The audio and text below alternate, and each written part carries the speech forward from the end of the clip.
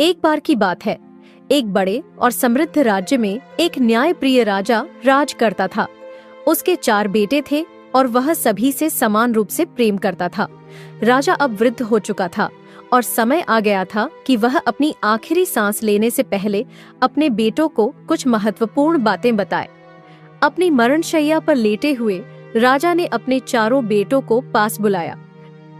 मेरे प्यारे बेटों, मेरी जिंदगी का सफर अब खत्म होने को है, लेकिन मैं चाहता हूं कि जाने से पहले तुम्हें वो बातें बताऊं जो तुम्हारे जीवन और इस राज्य के भविष्य के लिए बहुत जरूरी हैं।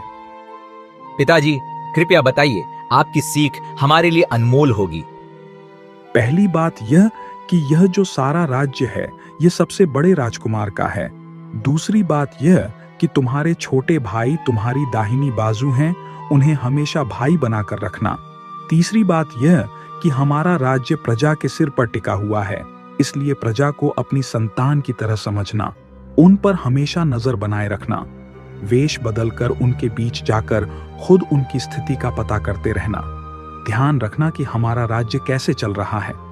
और एक बात और, जब भी शिकार पर जाओ 4 कोस से ज्यादा दूर मत जाना, 5 कोस की सीमा को कभी पार मत करना। ये हमें हमारे पूर्वजों से सिखाया गया है।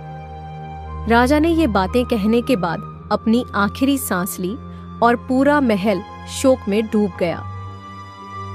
राजा की मृत्यु के बाद बड़े राजकुमार ने गद्दी संभाल ली। कुछ समय तक सब कुछ ठीक चलता रहा। 4 भाई साथ मिलकर राज्य का ध्यान रखते और कभी-कभी शिकार पर भी जाया करते।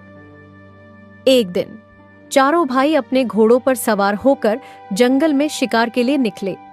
हर बार की तरह वे 4 कोस दूर तक गए, लेकिन इस बार उन्हें कोई शिकार नहीं मिला। चारों इधर-उधर देखने लगे, लेकिन जंगल में न तो हिरण दिखा न कोई और जानवर।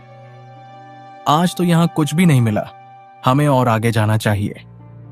बड़ा राजकुमार तुरंत बोला, नहीं, हमारे पिताजी ने साफ साफ कहा था कि 4 कोस से आगे नहीं जाना है। यह हमारे पूर्वजों का नियम है और हमें इसका पालन करना चाहिए।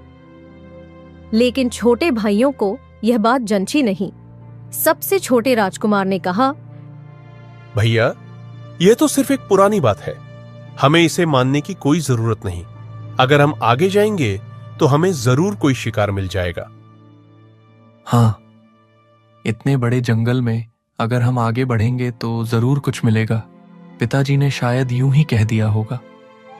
तीसरे भाई ने भी कहा, अगर हम डरते रहे